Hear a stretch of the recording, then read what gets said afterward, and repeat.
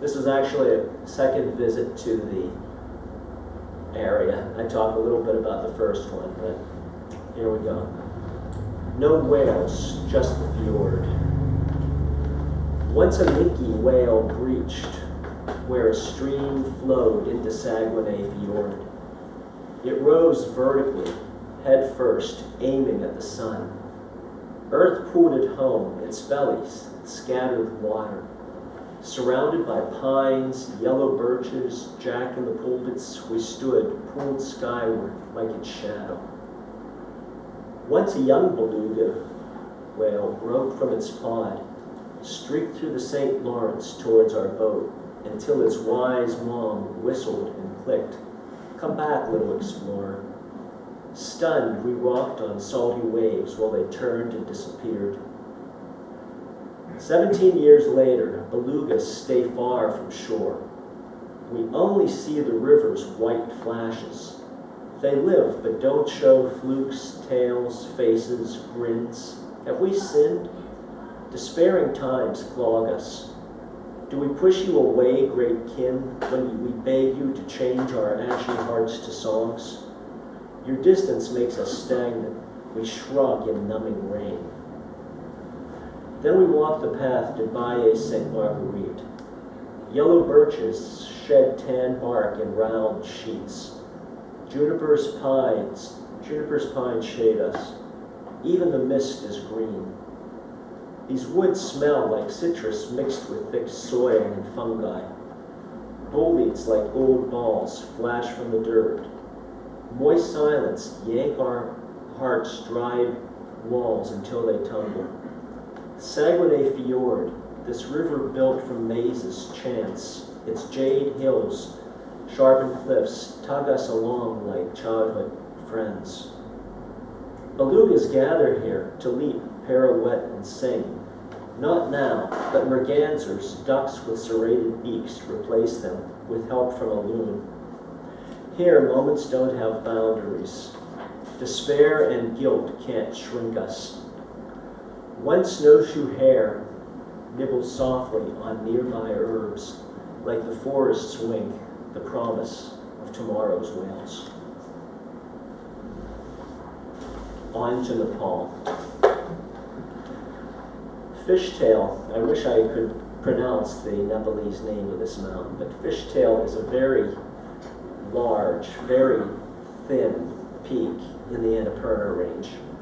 And it looks literally like a fish diving straight down into the earth. And if you look at it from the right angle, you can see the fish's tail formed by rocks. Quite an amazing mountain.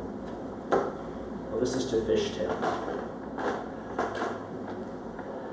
Glory be to the rock-bound fish who points its tail sunward and finds the right angle to dive into these rolling Annapurnas that rise like white breakers.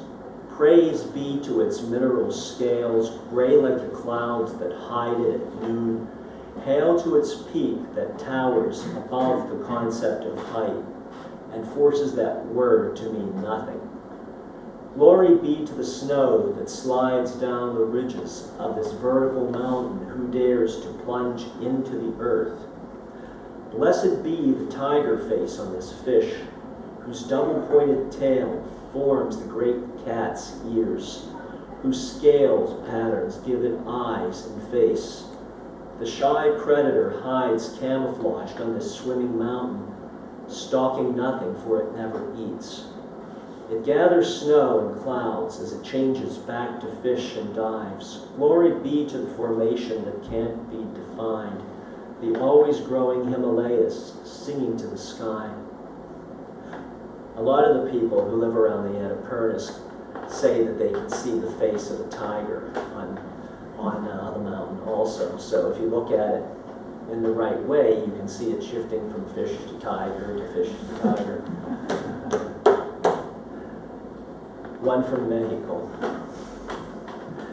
And this one comes from a place called Isla Mujeres in the southern Yucatan, and it's about a snorkeling adventure close to a year ago now.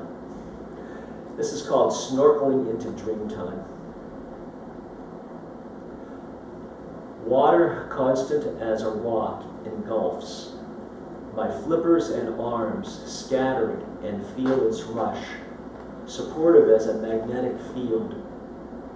It slips along each point, liquid silk that crams my mouth with salt. This parallel earth laughs as I kick, stroke, fold, tumble. I forget how to walk, so what? This dream is warm, crystal sharp, and bright.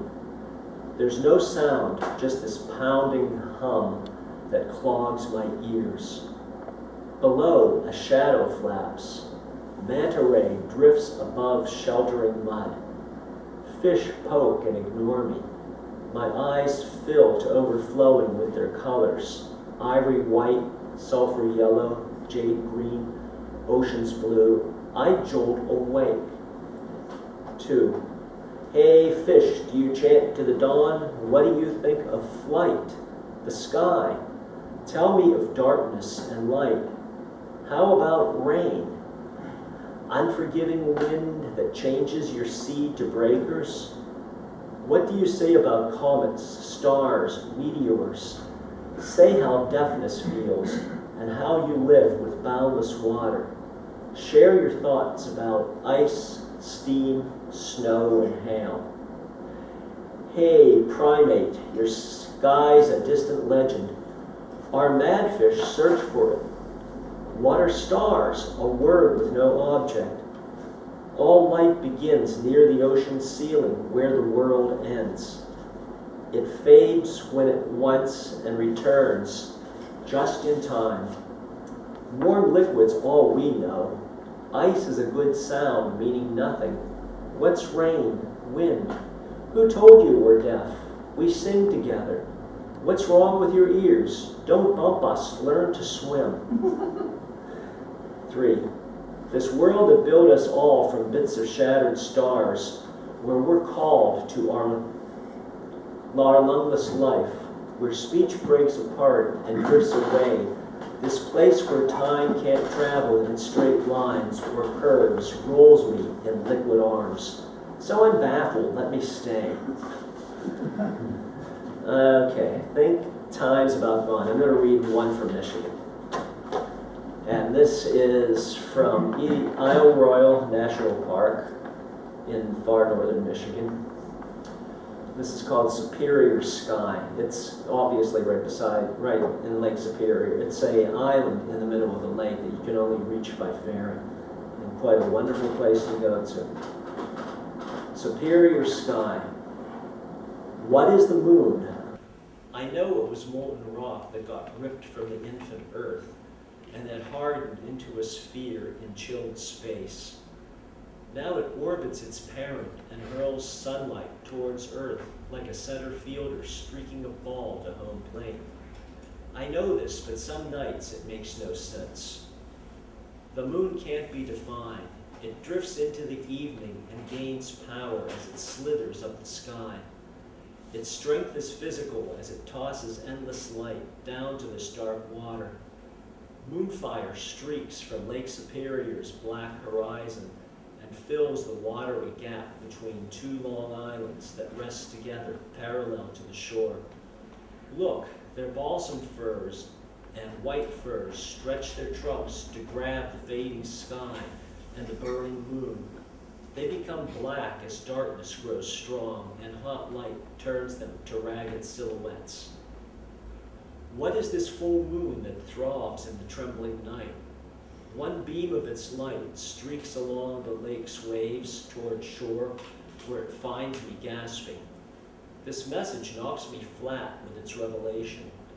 I somehow stay on my feet and realize I know nothing about this moon.